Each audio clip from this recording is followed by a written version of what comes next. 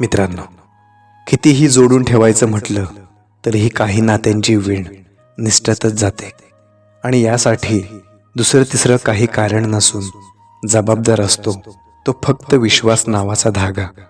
कोणत्याही नात्यातील सगळ्यात महत्त्वाची गोष्ट म्हणजे एकमेकांचा एकमेकांवर असणारा विश्वास.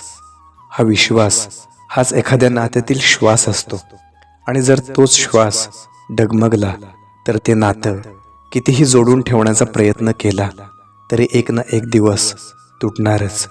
कोणतंही नातं टिकून राहण्यासाठी एकमेकांमध्ये असणारा विश्वासाचा धागा किती घट्ट आहे यावर त्या नात्याची वीण टिकून राहते.